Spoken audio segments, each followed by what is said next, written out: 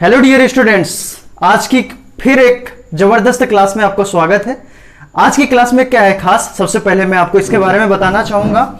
सबसे पहले हमने कुछ वॉइस ले रखे हैं, यानी एक्टिव एंड पैसिव वॉइस। इसके बाद में नरेशन है, नरेशन के भी कुछ क्वेश्चंस हैं, और इसके बाद में हमने कुछ क्वेश्चंस ले रखे हैं जो कि स्पेलिंग्स करेक्शन पर है। ठीक है, स्पेलिंग करेक्शन, ऐसा कोई एग्जाम नहीं है जिसमें 1 से 2 क्वेश्चन आपको स्पेलिंग्स करेक्शन के ना मिले, चाहे वो एसएससी हो या बैंक हो या आपका एनडीए या अफकैट या एयरफोर्स नेवी, कोई भी आपको जो एग्जाम मिल जाए तो उसमें आपको जो है इस तरह के क्वेश्चंस आपको मिलते हैं। जो भी मैं क्वेश्चंस कराऊंगा ये आपके पास पेपर्स में आए हुए क्वेश्चंस हैं, तो बहुत ही अच्छे तरीके से आपको इन्हें समझना है, सॉल्व करना है। हम स्टार्ट करते हैं एक्टिव एंड पैसिव वॉइस से। जैसे कि आप देख पा रहे हैं कि हमारा फर्स्ट क्वेश्चन दिया गया है और क्वेश्चन है they will demolish the entire book. सबसे पहले तो आपको अगर कॉन्सेप्ट ही नहीं पता है एक्टिव एंड पैसिव वॉइस का, तो मेरे वीडियोस पर जाएं, वहां पे मैंने बेसिक कॉन्सेप्ट दिया गया है और मेरे द्वारा, और इसके बाद में प्रैक्टिस भी दी गई है। आप उसको सॉल्व करिए, क्लियर हो जाएगा। कोई भी active and passive voice with in second करने का आपके पास में तरीका आ जाएगा। ओके, तो देखिए सिंपल होता है कि अगर आपको यहां पे जैसे दिख रहा है विल, तो आपके दिमाग में ये घूमना चाहिए कि जब भी विल दिख रहा है तो विल को हम क्या करते हैं पैसिव वॉइस में, विल भी करते हैं, वर्ब की थर्ड फॉर्म आनी चाहिए, पक्का है ना, बाई आता है। ओके, तो अब देखिए यहां पे हमें विल भी देखना होगा कि ऑप्शन में विल भी कितने ऑप्शन में दिया गया है और क्या एक ही ऑप्शन है। फर्स्ट ऑप्शन में देखिए इज बीइंग लिखा हुआ है, गलत हो गया। सेकेंड ऑप्शन में मे बी लिखा हुआ है, ये भी नहीं हो सकता। थर्ड ऑप्शन में लिखा हुआ है the entire book will have भी नहीं होगा, तो डी ऑप्शन इज गिवन जहां पे विल भी लिखा हुआ है। पूरा क्वेश्चन भी नहीं पढ़ रहे, केवल हेल्पिंग वर्ब से ही हमें पता चल रहा है कि हमारा क्या क्वेश्चन का सही आंसर है। ओके, तो यहां पे डी ऑप्शन आपका जो है वो करेक्ट हो जाएगा। आसान है ना। आगे चलिए, सेकंड क्वेश्चन पे लिखा हुआ है this surface feels smooth.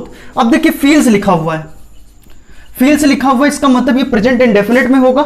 Present indefinite में है तो इसका मतलब हमें ऑप्शन में देखना होगा is am are, verb third form और बाय, यही ऑप्शन में देखना होगा। जो ये सारी कंडीशन को फॉलो करेगा वही आंसर हो जाएगा हमारा।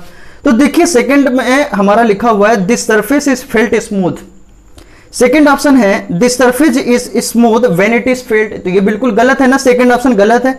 दिस सरफेस व्हेन फेल्ट लिखा हुआ है, गलत है ये भी। इसके बाद में this surface is smooth as felt, as वगैरह लगा है, गलत है। तो आपको दिख रहा है कि इज एम आर आ रहा है, इज आ रहा है यहाँ पे फर्स्ट ऑप्शन में, वर्ब की थर्ड फॉर्म फेल्ट भी लगी हुई है, तो बिल्कुल आपको ए ऑप्शन दिख रहा है, ए ऑप्शन हमारा करेक्ट हो जाएगा। क्लियर। आगे चलते हैं नेक्स्ट थर्ड नंबर क्वेश्चन पे। Our task had been completed before sunset. अब हैड बीन दिया गया है, हैड बीन से यही क्लियर हो गया और वर्ब की थर्ड फॉर्म लगी हुई है, तो इससे ये क्लियर होगा कि हमारा जो क्वेश्चन है वो पैसिव वॉइस में है ना। क्वेश्चन हमारा पैसिव वॉइस में, तो हैड बीन कब लगता है, जब हमारा एक्टिव वॉइस में हैड होता है और हैड के साथ में वर्ब की थर्ड फॉर्म हो। अब देख लीजिए कितने ऑप्शन में हैड और वर्ब की थर्ड फॉर्म है। तो लिखा हुआ है we completed our task before sunset, बिल्कुल गलत है, कहीं हैड का जिक्र है ही नहीं। सेकेंड ऑप्शन है we have completed, that is not acceptable, गलत है ये। इसके बाद में वी कंप्लीटेड, वी कंप्लीट, तो यहां पे ये भी गलत है। We had completed our task before sunset, D option is given, we will go for option number D. आगे चलते हैं नेक्स्ट क्वेश्चन पे। We have already done the exercise, have लिखा है, हैज हैव होता है तो फिर आपका जब पैसिव वॉइस होता है तो हम क्या देखते हैं, हैज हैव के साथ में बीन आना चाहिए, वर्ब थर्ड फॉर्म आनी चाहिए और बाई आना चाहिए। देखिए we have already done the exercise, तो यहां पे देखिए हैड बीन के कितने ऑप्शन हैं, पहले ऑप्शन में हैज बीन, दूसरे ऑप्शन में हैज बीन, थर्ड ऑप्शन में हैड बीन और फोर्थ ऑप्शन में इज, तो यहां पे C option is given. Had been का केवल एक ही ऑप्शन वो है सी ऑप्शन, तो बिल्कुल सही हो जाएगा। क्लियर। इसके बाद में फिफ्थ नंबर पे आते हैं। फिफ्थ नंबर देखिए लिखा हुआ है why do you tell a lie, why do you tell a lie, तो डू डज लगा हुआ है। डू डज क्या बता रहा है, डू डज बता रहा है कि आपका सेंटेंस जो है वो प्रेजेंट में है, और जब सेंटेंस प्रेजेंट इंडेफिनिट में होता है तो इज एम आर देखते हैं, है ना, और वर्ब की थर्ड फॉर्म और बाई देखते हैं, यही तो देखना होता है। ये कंडीशन अगर फॉलो करेगा वही ऑप्शन हमारा करेक्ट हो जाएगा। तो देखिए हमारा जो कंडीशन फॉलो कर रहा है why is a lie told by you, तो जैसा पैटर्न है वैसे ही रखते थे। WH वर्ड से स्टार्ट था तो हमने भी WH वर्ड पुट किया है, तो यहां पे हमारा जो ऑप्शन आ रहा है वो सी ऑप्शन आ रहा है, we will go for option number C. Clear है। तो ये हमारे कुछ वॉइस थे जो आपको समझ में आ गए होंगे। आगे चलिए नरेशन के 5 क्वेश्चन देखते हैं। ठीक है, तो ये क्लियर हो गए होंगे, और फिर भी अगर नहीं क्लियर है तो आप पुराने वीडियो में जाइए एक्टिव एंड पैसिव वॉइस के और उसको देखिए एक बार। चलिए, नरेशन का हमारा फर्स्ट क्वेश्चन दिया गया है, 6 नंबर क्वेश्चन है, the professor said to the student post this letter at once. अब ऑफिसर प्रोफेसर अगर स्टूडेंट से कुछ बोल रहा है तो वो ऑर्डर दे रहा होगा, है ना। तो यहां पे हो जाएगा the professor ordered the student, इसके बाद में कंजक्शन हमारा इंपेरेटिव में सिंपल में क्या लगता है, टू का यूज करते हैं, टू, इसके बाद में पोस्ट दिस का हो जाता है that letter at once. A option is given, we will go for option number A. आगे चलते हैं नेक्स्ट 7 नंबर पे, Diya said to Pari do you like oranges. अब देखिए दिया सेड टू परी, तो डू यू लाइक से क्या पता चला, एक तो प्रेजेंट है, दूसरा जो है इंटेरोगेटिव है, प्रेजेंट इंडेफिनिट का इंटेरोगेटिव है, तो इसको हम जब चेंज करेंगे तो यहां पर पास्ट इंडेफिनिट में ये चेंज होगा। तो दिया सेड टू परी को हम कर देंगे दिया आस्क्ड परी, क्योंकि जब इंटेरोगेटिव होता है हेल्पिंग वर्ब से स्टार्ट होता है तो हम सेड टू को आस्क्ड में बदलते हैं और कंजक्शन इफ या वेदर का यूज करते हैं, ठीक है। तो यहां पे हो जाएगा दिया आस्क्ड परी, इसके बाद में इफ, और इसके बाद में यू सेकंड पर्सन है, और सेकंड पर्सन ऑब्जेक्ट के अकॉर्डिंग चेंज होता है, तो यहां पे हो जाएगा सी, और सी के बाद में आ जाएगा verb past indefinite, verb second form, she liked oranges. तो कौन सा ऑप्शन दिख रहा है, दिया आस्क्ड परी इफ सी लाइक्ड ऑरेंजेस, तो यहां पे डी ऑप्शन दिया गया है, डी ऑप्शन यहां पे करेक्ट हो जाएगा। आगे चलते हैं नेक्स्ट क्वेश्चन पे, are you coming with us, Isa asked Nishi, Isa ने निशी से पूछा। अब यहां पे हेल्पिंग वर्ब से फिर स्टार्ट है, सेम प्रोसेस, कुछ भी आपको चेंज नहीं करना। ईसा आस्क्ड निशी कर दो, यहां पे ऑप्शन में निशा लिखा हुआ तो निशा कर देते हैं, और इसके बाद में इफ या वेदर लगा देंगे तो ये भी लगा दीजिए। इसके बाद में यू सेकंड पर्सन है, ऑब्जेक्ट के अकॉर्डिंग सी आ जाएगा, तो यहां पे हमारा जो है निशी के अकॉर्डिंग सी कर देंगे, और सी वॉज कमिंग, है ना, विद देम। आज का क्या कर देंगे, आज फर्स्ट पर्सन सब्जेक्ट के अकॉर्डिंग, थर्ड पर्सन के अकॉर्डिंग हमारा देम हो जाएगा। तो ईसा आस्क्ड निशा वेदर सी, और इसके बाद में सी के बाद में वॉज कमिंग विद देम, तो यहां पे हमारा कौन सा ऑप्शन जा रहा है, बी ऑप्शन दे रहा है, ठीक है। तो बी ऑप्शन यहां पे हमारा करेक्ट हो जाएगा। इसके बाद में नेक्स्ट आ रहा है 9 नंबर पे, I said to my sister where were you this evening. WH word जब स्टार्टिंग हो जाए इन्वर्टेड कॉमा के अंदर, तो WH वर्ड ही कंजक्शन का काम करता है, और इसके बाद में सेंटेंस हमारा बिल्कुल एसर्टिव सेंटेंस यानी सिंपल की तरह जाता है। तो देखिए यहां पे हमारा आई आस्क्ड माई सिस्टर हो जाएगा, इसके बाद में वेयर यही कंजक्शन का काम करेगा, और यू सेकंड पर्सन ऑब्जेक्ट के अकॉर्डिंग हमारा जो है क्या हो जाएगा, सी हो जाएगा, और सी वॉज लिखा है, वॉज को हम चेंज करेंगे तो यहाँ पे हैड बीन हो जाएगा, तो she had been this evening को हम दैट इवनिंग में चेंज कर देंगे, तो I asked my sister where she had been that evening, option number B, ठीक है। इसके बाद में आते हैं नेक्स्ट 10th नंबर पे, 10th नंबर लिखा है mother said to you when will you start from Pune. तो mother said to you when, तो mother asked you, said to को चेंज कर दें मैं आस्क्ड में, क्योंकि इंटेरोगेटिव सेंटेंस दिया गया है, तो mother asked you when, WH word वही कंजक्शन का काम करेगा, यू सेकंड पर्सन ऑब्जेक्ट के अकॉर्डिंग यू ही दिया है, यू, और विल को क्या कर देंगे, वुड कर देंगे, वुड स्टार्ट फ्रॉम पुणे।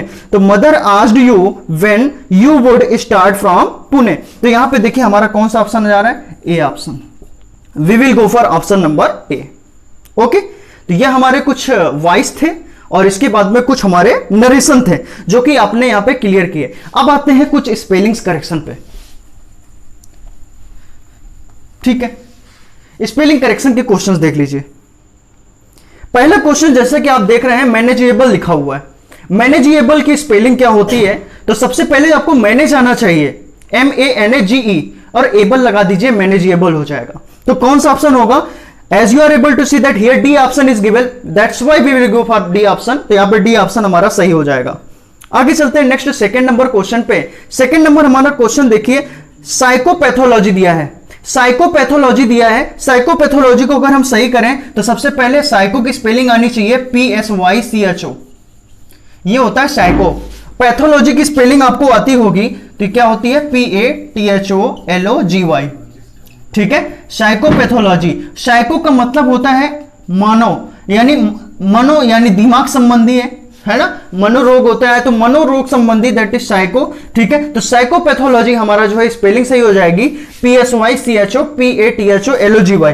कौन सी स्पेलिंग आ रही है हमारी, सी नंबर देखने को मिल रहा है आपको, तो सी ऑप्शन हमारा करेक्ट हो जाएगा। आगे चलते हैं नेक्स्ट 3rd नंबर पे, बारबेरियन।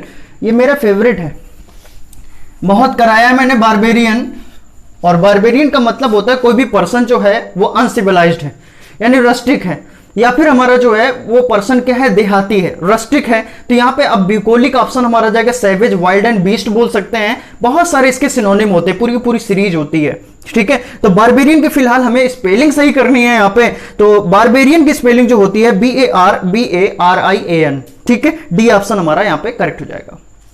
आगे चलिए 4th नंबर पे। तो यहाँ पे हमारा देखिए नेक्स्ट क्वेश्चन दिया गया है, ठीक है, क्वेश्चन हमारा दिया गया है पॉस्चराइजेशन, पॉस्चराइजेशन दिया गया है। तो यहाँ पे पॉस्चराइजेशन की स्पेलिंग जो होगी वो हमारी सी ऑप्शन दिया गया है, PASTEURIZATION, ठीक है।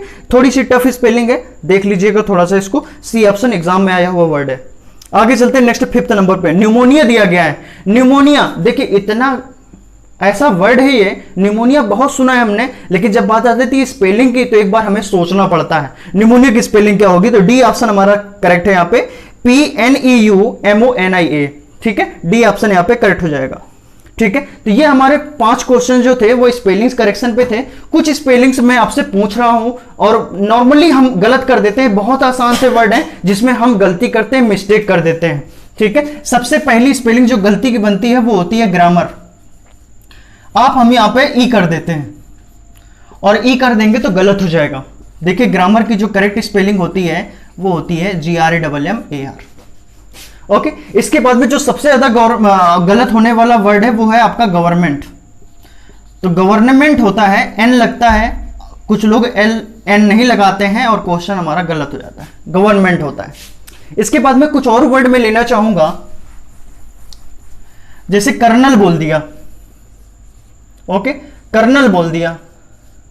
अब कर्नल बोल दिया तो ये गलत, कर्नल का मतलब कर्नल नहीं लिखेंगे, कोलोनल लिखते हैं, ठीक है, ये हमारा सही होगा, ओके। इसके बाद में और कुछ वर्ड लेते हैं। लेफ्टिनेंट मान लीजिए लिखना है, तो लेफ्टिनेंट कुछ लोग ऐसे लिख देंगे, बोलेंगे बहुत आसान है, गलत है। लेफ्टिनेंट को हम अगर सही लिखें तो सबसे पहले आप लाई लिखिए, इसके बाद में यू लगा दीजिए और टीनेंट लिख दीजिए, लायूटेनेंट, ठीक है, दैट इज लेफ्टिनेंट। आगे बहुत इंपॉर्टेंट वर्ड में देने जा रहा हूं और बहुत ही टफ है, बहुत आसान नहीं है, मिसलिनियस। तो मिसलिनियस अगर सुनते हैं तो कुछ लोग ऐसे लिखेंगे, गलत हो जाएगा, बिल्कुल गलत। मिसलिनियस को याद करने के लिए आपको मैं थोड़ा सा बताऊं, सबसे पहले मिस लिखो, ठीक है, मिस, फिर सेला नियस, ठीक है, मिस सेलानियस, 3 पार्ट में इसको डिवाइड करो, मिस सेलानियस, दैट इज मिसलिनियस, ठीक है। इसके बाद में और भी कुछ वर्ड अगर लें, ओके, जैसे आपको जो है वैक्यूम लिखना है, वैक्यूम, वैक्यूम से जुड़ा हुआ एक मैं किस्सा आपको बताना चाहूंगा। मेरी क्लास में एक बच्चा था, राम मनोहर, बैक बेंचर था, मतलब पीछे हमेशा उसकी सीट पक्की रहती थी कि चाहे जल्दी आए या बाद में आए, पीछे ही बैठता था लास्ट। और इसके बाद में गुमसुम सा रहता था बैच में, बात किसी से नहीं करता था, टीचर्स आते थे क्वेश्चन का रिप्लाई नहीं कर पाता था और टीचर उसको पीट के चला जाता था, वो आराम से 4-6 डंडे लेके बैठ जाता था। तो एक बार मुझे याद है इंग्लिश में टीचर ने पूछा था, वैक्यूम आया था और वैक्यूम की स्पेलिंग पूछी थी। तो वैक्यूम की जो स्पेलिंग पूछी तो पूरी क्लास खड़ी हो गई, कोई उसका आंसर नहीं बता पाया वैक्यूम का।